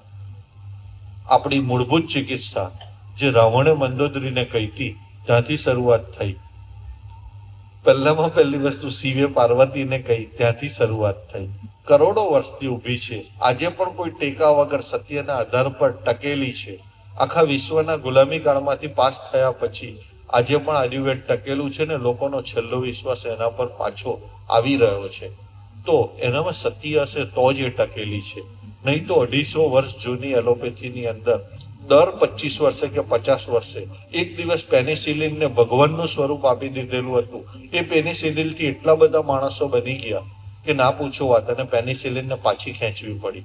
એક દવા એવી બતાવો એલોપેથીની કે જે પહેલેથી શોધાઈ હોય ને હજી સુધી ચાલતી હોય. એક દવા, એક પણ દવા નથી વિશ્વની અંદર કે જે શોધાઈ હોય અને આજે પણ એવું કીધું હોય કે 250 વર્ષ પછી કે આ દવા તેવી ને તેવી ચાલે છે. કોઈ એલિમેન્ટ નથી, કોઈ દવા નથી. પછી બી આપણે એનાથી અભિભૂત. અને જે ભગવાનથી ચાલી આવતું આયુર્વેદ એટલે 5મો વેદ, એટલે આપણે વેદને નથી માનતા. જે ભગવાને બનાવ્યો છે, એટલે માણસોએ નથી બનાવ્યો, અપુરુષે છે. એટલે જેને માણસે નથી બનાવ્યો, ભગવાને બનાવ્યો છે. આપણે ભગવાનના છે તો આપણા માટે બનાવ્યો છે. પછી આપણને એનામાં વિશ્વાસ નથી, સમજવા તૈયાર નથી, જાણવા તૈયાર નથી. બાળકોને સમજાવો પહેલેથી, બધા પ્રોબ્લેમો સોલ્વ થઈ જશે. સંસ્કાર આપી દો કે તને તાવ આવે એટલે તારે આવું કરવાનું છે. 1 ગ્લાસ પાણી લે, તાવ આવે, એની અંદર 1 ચમચી સિંધો મીઠું ના, ઉકાળ, અડધું થાય ત્યાં સુધી, અડધું લીંબુ નીચવીને પીને સૂઈ જા, ઓડીને સૂઈ જા. 20 મિનિટની અંદર એક વખત તાવ જશે ને જશે, કોઈ સાઈડ ઇફેક્ટ નથી. આ બધા પ્રયોગો તમને ઋષિ મુનિઓએ આપેલા છે, સિદ્ધગત છે. પણ આપણને એના તરફ જવામાં કેમ રસ નથી તે આશ્ચર્યનો વિષય છે. ફરીથી કહું, અત્યારે હૃદય સંબંધિત બીમારીઓનો રાફડો ફાટ્યો છે, ઘરે ઘરે એટેકો આવતા થયા છે. તો આપણે શું કરીએ જેથી કરીને આપણને એટેક ના આવે, કે આપણા ઘરમાં કે આપણા સમાજમાં એટેક ના આવે? તેના માટે ફરીથી કહું છું, અત્યારે શિયાળાની સિઝન છે, દૂધીનો રસ આપણે પી શકશું. તમે કહેશો કે શિયાળામાં દૂધી પીશું તો ઠંડી નહીં પડે? મરી પાવડર નાખો અને પી લો. જેટલી પણ શરીરની અંદર જે એસિડિકતા છે, જેને લીધે તમારું બ્લડ ગાઢું થયું છે, તે ન્યુટ્રલ થઈ જશે, બ્લોકેજો દૂર થઈ જશે. દૂધીનો રસ પીઓ અને આમળા અને હળદર પીઓ. જે માણસોને ડાયાબિટીસ છે, આમળા ને હળદર નિયમિત રીતે પી લો. 3 મહિના પછી એક પણ દવા ના લેતા જાઓ. એક ડોક્ટર સાથે હમણાં વાત કરેલી, એનો પરિવાર મારી પાસે ટ્રીટમેન્ટ કરવા આવતો હતો. પછી ડોક્ટરે મને એવું કીધું કે યાર મને પણ પ્રેશર છે. યાર તમે હોસ્પિટલ લઈને બેઠા ને શું વાત કરો છો? તો મેં કીધું કે આ પરમેનન્ટલી નથી, મટી શકે એમ છે. તો કે યાર હું તો આટલા વર્ષથી ગોળી લઉં છું. મેં કીધું તમારી ગોળી જે બની છે તે કયા સિદ્ધાંત પર બની છે તમને ખબર છે? તો કે ના યાર બાબુ તમે એમડી થયા છો યાર, માસ્ટર ઓફ ડોક્ટર છો. મેં કીધું તો મેં કીધું force is equal to pressure upon એરિયાના સિદ્ધાંત પર તમારી ગોળી બની છે. જે તમારી વેન્સ છે ને જેની અંદરથી બ્લડનું સર્ક્યુલેશન થાય છે, તમારું બ્લડ ગાળું થયું છે એટલે તમે શું કરો છો, ગોળી લઈને તમારી વેન્સને પોડી કરી દો છો. રબર જેવું છે એટલે વેન્સ પોડી થાય છે એટલે અંદરથી બ્લડનો ફ્લો સરખો થઈ જાય છે. ઇલાસ્ટિક હોવાથી તમે ગોળી 12 કલાકની સાયકલિકલ આપો છો એટલે 12 કલાક પછી તમારી વેન્સ પાછી આવી જાય છે. એટલે તમને એવું કે હવાર હંજ ગોળી લેવાની. નવી ગોળીમાં તમે શું કર્યું તો કે 24 કલાકની રાખી એટલે દિવસમાં એક જ વાર લેવાની, બીજે દિવસે પાછી લેવાની. તો આ સિદ્ધાંત પર કામ કરે. તમે સારા કેવી રીતે થશો? આ ગોળી લઈને એક દિવસ ઇલાસ્ટિસિટી તમારી ખતમ થઈ જશે રબરની. એટલે શું થશે તો કે કમ્પલસરી બાયપાસમાં જવું પડશે, નહીં તો તરત જ તમને પાણી ભરાઈ જશે પેટમાં. તો કે શું થયું તો કે જલોદર થયું. હવે પાણી ઇન્જેક્શન ભરીને કાણો પાડીને કાઢો. આ કન્ડિશન આવી જશે. તો તમે સારા થઈ શકો છો તો કે ના. સાચી વાત છે તમારી. તો મેં કીધું કે આયુર્વેદ કેવી રીતે સારું કરે છે તે જાણો તો ખરા.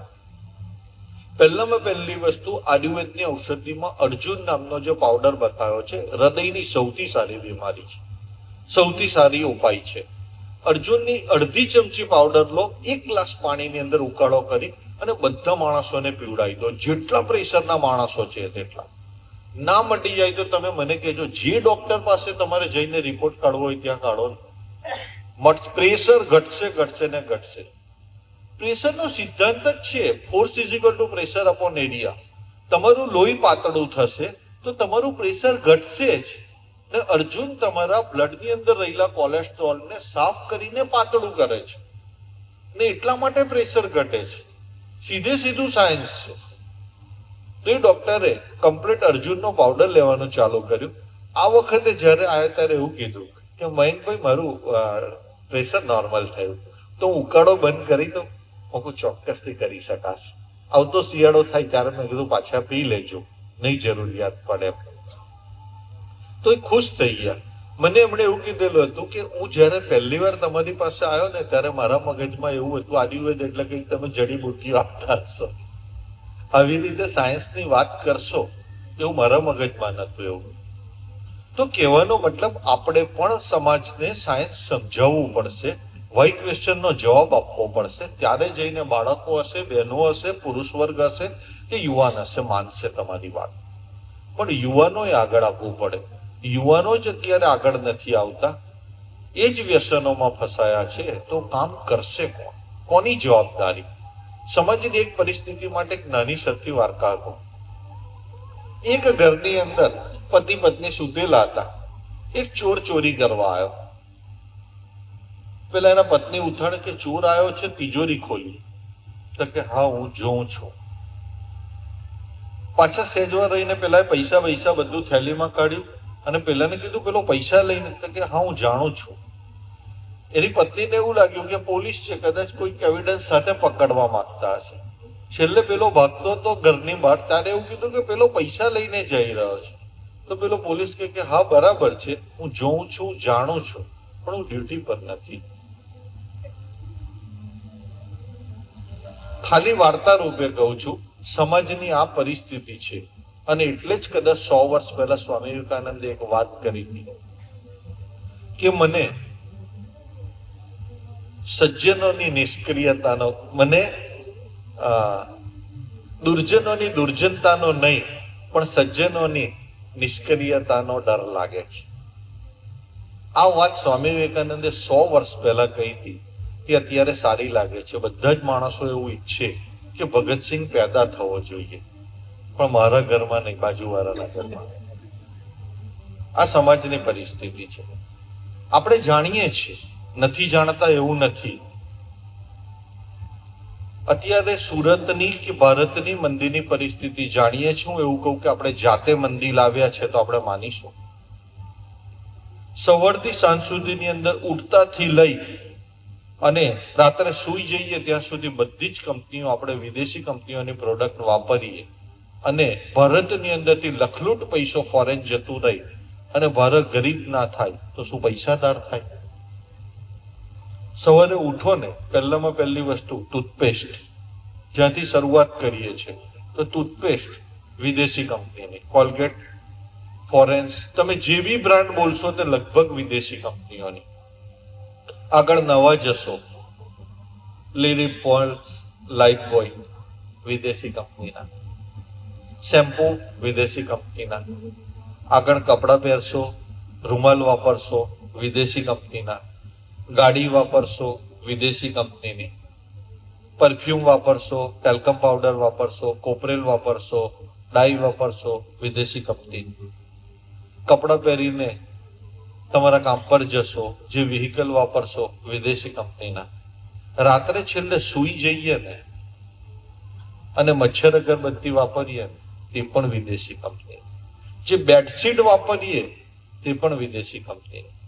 સવારથી સાંજ સુધી જેટલી વસ્તુઓ વાપરીએ તેમાં મેજોરિટી વિદેશી કંપનીની વસ્તુ વાપરીએ અને ઈચ્છીએ એવું કે ભારતમાં તેજી રહેવી જોઈએ. કુવામાં હશે તો હવાડામાં આવશે, કુવામાં જ નહીં હોય તો હવાડામાં કેવી રીતે આવશે? કોઈ માણસ બેઝિક વાત સમજવા જ તૈયાર નથી. અને યુવાનોએ આ વાત જાણવી પડશે. હજી તો ફરીથી કહું છું, $1 બરાબર 87 રૂપિયા થયા છે. એક વસ્તુ લેવા માટે આપણે 87 ઘણા પૈસા આપવા પડે છે અને એ લોકો આપણી પાસે 87માં ભાગના પૈસા આપીને વસ્તુ લઈ જાય છે. આખા ભારતની બધી પ્રોડક્ટ એ લોકો લઈ જશે. આપણી પાસે ખાવાની વસ્તુ આપણને પોસાય નહીં એટલી મોંઘવારી આવી જશે ખાવાની વસ્તુઓમાં. જો અત્યારે પણ યુવાનો નહીં જાગૃત થાય તો યુવાનોની જવાબદારી છે.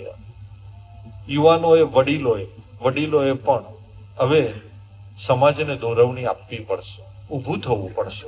બહેનોએ પણ ફરીથી ઝાંસીની રાણીના ચરિત્રો જોવા પડશે.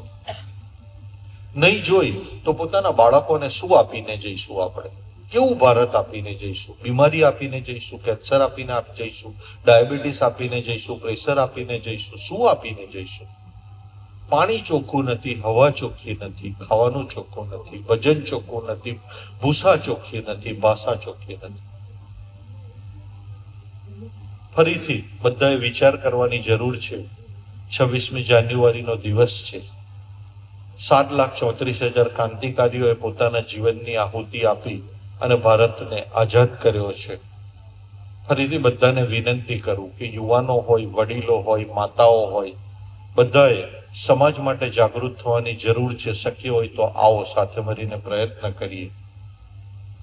કરવા જ પડશે. આપણા માટે, આપણા સ્વાસ્થ્ય માટે, આપણા દેશ માટે, આપણા પરિવાર માટે, આપણા શહેર માટે, આપણા મોહલ્લા માટે કરવો જ પડે એવો છે. હવે નહીં કરીશું તો ક્યારે કરીશું? સમય પસાર થઈ જશે.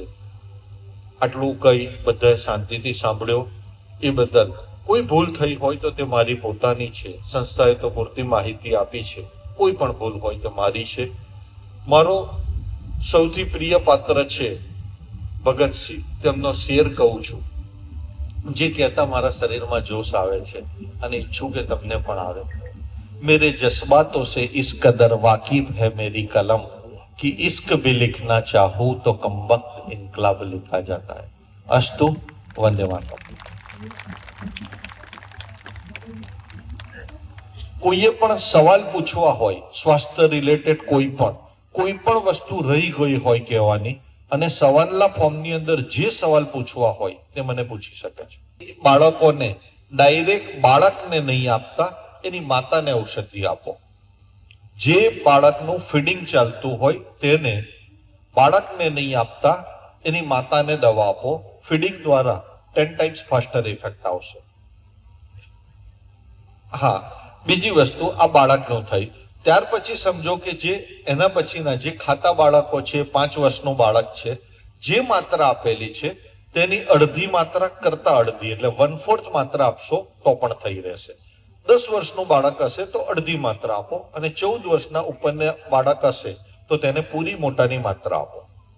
તો એને ખાંસી હશે, શરદી હશે, તાવ હશે, એમાં ફાયદો આવશે. બીજી વસ્તુ એક કહી દઉં છું, બાળકોને શક્ય હોય ને ત્યાં સુધી વેક્સિનેશન ના અપાવો. હું તો કોઈને આપવાની ના કહું છું, પણ બાળકોને જે કમ્પલ્સેશનમાં બી આપવામાં આવે છે, BCG ની આપવામાં આવે છે, કે જેટલી બી રસીઓ છે તેની જરૂરિયાત નથી. આપણા ઋષિ મુનિઓએ આ વેક્સિનેશનની અવેજીમાં શું આપેલું હતું? તો કે સુવર્ણપ્રાશન આપણને આપેલું જ હતું, જેનાથી શરીરની ઇમ્યુનિટી બહુ સરસ બુસ્ટર થાય છે. અમારી સંસ્થા પરથી દર મહિને 5,000 બાળકોને અમે લોકો સુવર્ણપ્રાશન પીવડાવી રહ્યા છે. અને જે બાળકોના મા બાપોએ જે ચોપડાની અંદર રિમાર્ક્સ લખ્યા છે કે હવે અમારું બાળક બીમાર નથી થતું, જે વર્ષની અંદર 6 વાર થતું હતું, 7 વાર થતું હતું, તો અમે ઘણા વર્ષોથી આ પ્રવૃત્તિ કરી રહ્યા છે. તો જે સમાજ તરફથી, એના વાલીઓ તરફથી ફીડબેક આવી રહ્યું છે તો સુવર્ણપ્રાશન પીધા પછી બીમારી નથી આવતી. અને એની સાથે અમે લોકો ફાસ્ટ ફૂડ અને બંધ કરાયું છે, એટલે અમને બહુ મજાના પરિણામો આવ્યા છે. તો અમે તમને માત્રની બાબતમાં વાત કરી. બીજી એક ખાસ બાબત હું કાયમ કહું છું કે બહેનો હોય, ભાઈઓ હોય કે બાળકો હોય, શરીરની અંદર બેઝિક એલિમેન્ટ કેલ્શિયમ છે, ચૂનો. ભારતની અંદર કાશ્મીરથી લઈને કન્યાકુમારી સુધી આપણે ચૂનો ખવડાવતા હતા, પાન ખવડાવતા હતા. પાન પત્તું એટલે જે આપણે નાગરવેલનું પાન ખાતા હતા તે એના ઉપર ચૂનો લગાવતા હતા. બેઝિક એલિમેન્ટ હતું અને એ શરીરમાં જતું હતું. બેઝિક એલિમેન્ટ હોવાથી મગજની શક્તિ સારી રહેતી હતી, હાઇટ પરફેક્ટ થતી હતી, ફેબ્રોઇડ્સ નથી આવતી, શરીરમાં ગાંઠ નથી બનતી. આ બધાની અંદર કામ કરતું હતું અને બાકીના બધા માઇક્રોન્યુટ્રિયન્ટ્સ યુઝ થતા હતા. અત્યારે ઘણા બધા શરીરની અંદર કેલ્શિયમની ડેફિશિયન્સી આવી જાય. તો શક્ય હોય ત્યાં સુધી જેને પથરીની ટેન્ડન્સી ના હોય તે દરેક માતા પિતા બાળક ચૂનો ઘઉંના દાણા જેટલો લેવાનો આગ્રહ રાખે, બહુ મજાના રિઝલ્ટ આવશે. અને મેનોપોઝ કન્ડિશન આવી ગયા પછી માતાને મરતા સુધી દવા તરીકે ચૂનો આપો, ઘઉંના દાણા જેટલો. બહુ સરસ રિઝલ્ટ છે.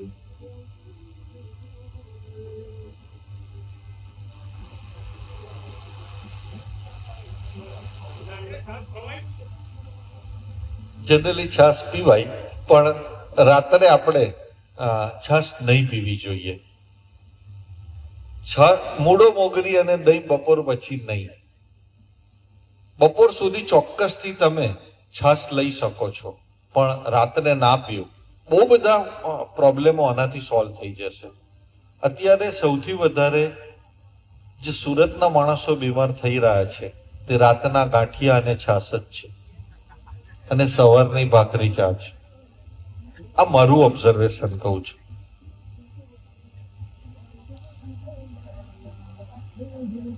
ફરીથી બેન પૂછી શકો છો, હું તમને કહી શકીશ.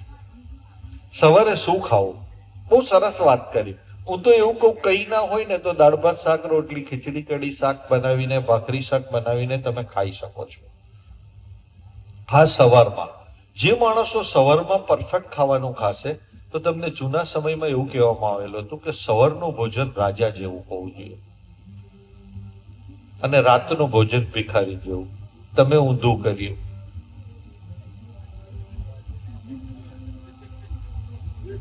તંદુરસ્ત રહેવું હોય તો આવું કહેવામાં આવતું હતું. તો સવારમાં પછી બી તમે કહેવું હોય કે શું ખાવું, તો શીરો ખાઈ શકાશે, ઉપમા ખાઈ શકાશે, ભાખરી શાક ખાઈ શકાશે, પૌવા બટાકા ખાઈ શકાશે. બહુ બધી વસ્તુઓ છે કે જે પચવામાં સરળ છે અને નુકસાનકારક નથી.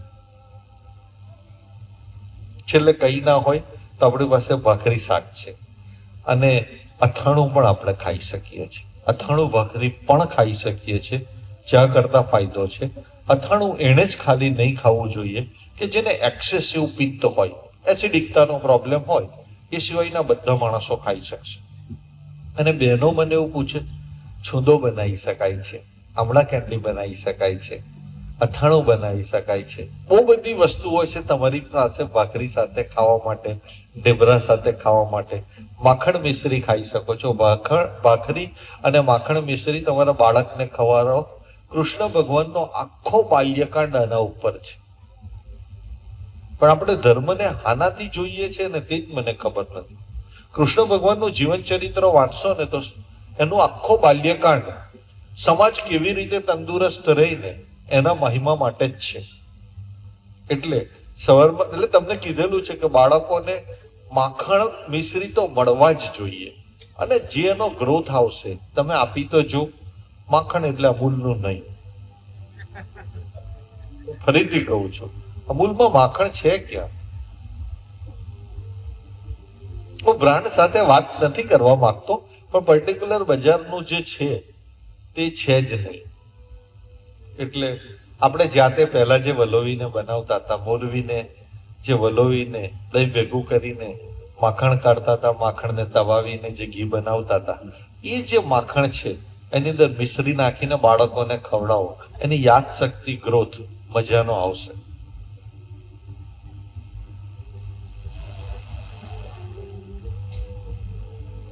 બીજો કોઈ બહેનોનો સવાલ હોય તો? હા, બહુ સરસ વાત કરી.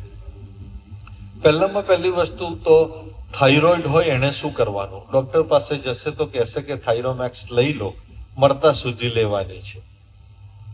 આ વસ્તુ તમને થાઇરોક્સિન આપશે, થાઇરોમેક્સ આપશે અને તમારે મરતા સુધી લેવાની છે. હું ફરીથી કહું છું, થાઇમસ ગ્લેન્ડ્સ છે તમારા ગળાની અંદર, એને લીધે હોર્મોન્સનું સિક્રેશન એસિડિક મોડમાં આવી જાય છે. તો તમારે શું કરવાનું? તો કે લીલા ધાણાનો અને સૂકા ધાણાનો બેવનો ઉપયોગ કરો.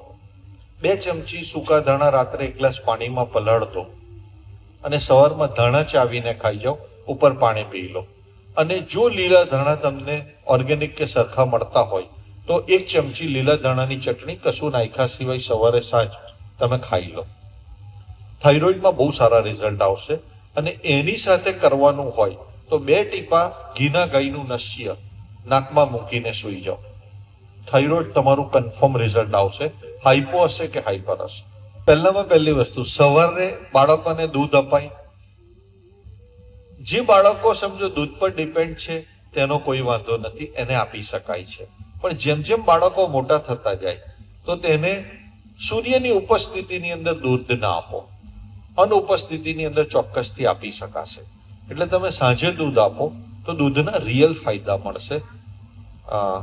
સવારે તમે ફ્રૂટ જ્યુસ આપો, બપોરે છાશ આપી શકાશે. તમે કહેશો કે સ્કૂલે જતા રહે છે તો તમારે જે રીતે તમે સવારે દૂધ આપો છો તે રીતે સિઝનલ ફ્રૂટ જ્યુસ તમે આપી શકશો. ધારો કે જમરૂકની સિઝન ચાલે છે તો જમરૂકનું જ્યુસ બનાવીને આપો. તરબૂચની સિઝન ચાલે છે, ટેટીની સિઝન, તો એ આપો. કેરીની સિઝન ચાલે છે તો કેરીનો રસ આપો. સિઝન પ્રમાણેના જે પણ ફૂડ ભગવાને મૂક્યા છે તેનો રસ તમે ચોક્કસથી સવારમાં બાળકને આપી શકશો. એ એનો બેસ્ટ સમય છે. હા, પહેલામાં પહેલી વસ્તુ, બહુ સરસ સવાલ પૂછ્યો છો એટલે જ કહી દઉં છું, ઘી અને મધ ક્યારેય સમાન માત્રામાં નહીં આપવાનું. વિષમ માત્રાની અંદર તમે ચોક્કસ રોટલી સાથે આપી શકશો. આપી શકાય છે, વાંધો નથી. બોલો. હા, જો ડાયાબિટીસની વાત રહી ગઈ. ડાયાબિટીસ બહુ બધાને આવી ગયો છે. અત્યારે મહારોગ થઈ ગયો છે ભારતનો. ડાયાબિટીસ 20 પ્રકારના છે. એની અંદર 10 ડાયાબિટીસ છે તે કફના છે, 6 પિત્તના છે અને 4 વાયુના છે. જે લોકો જીનેટિકલ છે, એટલે કે બાપ દાદાથી ટ્રાન્સફર થઈને આવ્યા છે, જન્મતાની સાથે છે, તે દવાથી ક્યારેય સારા નથી થતા. મરતા સુધી મેનેજ થઈ શકે છે, એ સારા નથી થતા. બાકીના કફના 10 ડાયાબિટીસ ક્યોર થઈ શકે છે. 10 વર્ષ કરતા વધારે સમય પાસ થઈ ગયો હોય ડાયાબિટીસની અંદર તો એ કષ્ટ સાધ્ય છે. એટલે મહા મુશ્કેલીએ સરખા પાલન કરવામાં આવે તો જ સારું થાય છે, નહીં તો દવાથી મેનેજ કરવો પડે છે. ભોજન પાણીના નિયમોનું પાલન કરી અને ડાયાબિટીસની અંદર પહેલામાં પહેલી વસ્તુ કે ડાયાબિટીસ થવાનું મૂળભૂત કારણ છે ને તે પેન્ક્રિયાસ નબળી થવી તે છે. પેન્ક્રિયાસ ઇન્સ્યુલિનનું સિક્રેશન ઓછું કરી દે, ક્યાં બનાવવાનું બંધ કરી દે, તો એ શરીરમાં ડાયાબિટીસ થતું હોય. તો તમે એવું શું કરી શકો કે જેથી કરીને ફરીથી પેન્ક્રિયાસ એક્ટિવેટ થાય? તો એની અંદર આમળા ને હળદર બેસ્ટ કામ કરશે. આના જેટલી સારું રિઝલ્ટ કશું જ નથી આપી શકતો. આમળાનો અને હળદરનો ઉપયોગ કરો. એને નિયમિત રીતે, તમે કહેશો કે શિયાળા છે તો તમને નેચરલ મળી રહે છે લીલા આમળા અને લીલી હળદર, પણ શિયાળો નથી તો સૂકાનો ઉપયોગ કરો. 2 ચમચી આમળા પાવડર લો, 2 ચમચી હળદર પાવડર લો, મિક્સ કરીને કમ્પ્લીટ મધ સાથે ચાટી લો. મધ ગળ્યું નથી, મધ તુરું છે, અપવાદ છે. એટલે મધ સાથે એને તમે લઈ શકશો. મધ ડાયાબિટીસમાં અડચણ નથી કરતું, ખાલી મધ પ્યોર હોવું જોઈએ. પછી ખાંડમાંથી મધ બનાવેલું હોય તો એ ડાયાબિટીસ વધારશે. એટલે આટલી વસ્તુનું ધ્યાન રાખવાનું. છેલ્લે નથી મધ પર વિશ્વાસ આવતો તો ખાલી આમળા ને હળદર લઈ લો. મધ લેવાનું રીઝન એ છે કે બેસ્ટ કેરિયર છે. લાસ્ટ સેલ સુધી જે ઔષધિ તમે લો છો તેને ફાસ્ટેસ્ટ લઈ જવાનું કામ કેરિયરનું મધ કરે છે. એટલા માટે પહેલામાં પહેલી વસ્તુ આમળા અને હળદરનો 12 માસ ઉપયોગ કરો. એ ડાયાબિટીસની બેસ્ટ દવા છે. બીજી એક વસ્તુ નિર્મળીનો પાવડર છે. નિર્મળી કરીને એક વનસ્પતિ છે, બજારમાં ઈઝી મળે છે. એનો પાવડર કરી લો અને 1 ચમચી દિવસમાં 2 વાર પાવડર લો. અને ત્રીજી ઔષધિ તરીકે તમારી પાસે લીમડો છે, કડવો લીમડો, એની લીંબોડી છે, એને લીંબોડીનો પાવડર કરો. તજપત્તા છે એનો પાવડર કરો. કારેલાનો પાવડર કરો. કારેલાનો કડવા કાળેલા જે હોય છે તેનો પાવડર કરી નાખો. લીંબોડી, તેજપત્તા, કારેલી અને જાંબુના ઠળિયા, આ 4 વસ્તુનો પાવડર કરીને સમાન માત્રામાં રાખો અને 1 ચમચી સવાર સાંજ તમે નિયમિત રીતે લો, જમતા પહેલા 20-30 મિનિટ પહેલા. આટલી વસ્તુ જો નિયમિત ભોજન પાણીના નિયમો સાથે કરવામાં આવશે તો ડાયાબિટીસ મળશે ત્યાં સુધી ટાઈપ 1 હશે તો એ કંટ્રોલિંગ પોઝિશનમાં રહેશે. આપણે ઇન્સ્યુલિન એડિક્ટ નહીં થઈ જઈએ ને થઈ ગયા હશું તો પણ બહાર આવી જઈશું. તો આ રીતે આપણે પ્રયોગ કરી શકીએ છીએ. હું તમને હમણાં સમજાવીશ તો હું હમણાં માઇકથી સમજાવવું એ અઘરું છે કે 10 પ્રકારના જે કફ છે. ઓકે, ત્યાર પછી સિમ્ટમ્સ આપો. આની અંદર સમજો કે મૂત્ર નિદર્શન કરવામાં આવે. જે પેશાબ છે તેને તમે સવારમાં કોઈ પણ કાચની બોટલની અંદર કરવામાં આવશો. ઘણા બધાની અંદર તમારો પેશાબ શેરડી જેવો છે તો ઇક્ષ્યુમેય કરીને એક કફનો પ્રકાર છે, તે ડાયાબિટીસમાં તમે છો. ત્યાર પછી તમે જે પેશાબ કરો છો તે ક્ષાર પ્રકારનો છે, એટલે કે મીઠા જેવું સફેદ પ્રકારનો પેશાબ આવે છે તો એ ક્ષારમેહમાં છે. આવી રીતે 20 પ્રકારના લક્ષણો બતાવેલા છે. બરાબર, એ તમે મૂત્ર નિદર્શન કરશો તો પણ ખબર પડી જશે. તે સિવાય તમારું પેશાબ તમે કરશો ને આજુબાજુ સમજો કે આવી જશે તો સમજો કે તમે મેલેટાઇસમાં છો. તો આ બધા પ્રકારો તમને બતાવેલા છે. હમણાં હું કહીશ તો એવી રીતે તમને નહીં ખ્યાલ આવે, એટલા માટે હું નથી કહેતો. મેં તમને ઉદાહરણ સ્વરૂપ એટલે 2-3 વસ્તુઓ કહી.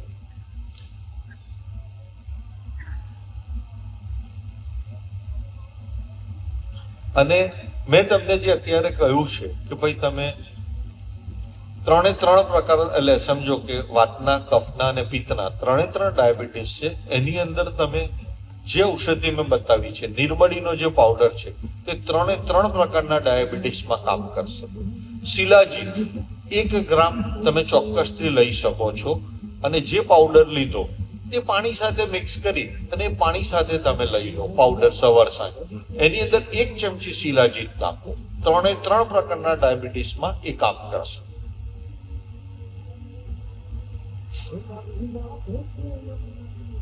ઓકે, બધા થાક્યા છે, બધાને ઘરે બી જવું હશે. ચોક્કસથી કાલે ચિકિત્સા માટે જેને પણ આવવાનું હોય તે ચોક્કસથી આવે. હું સ્વામીજીને આપું તો એ કંઈક વાત કરવી હોય તો ચોક્કસથી કરી શકે.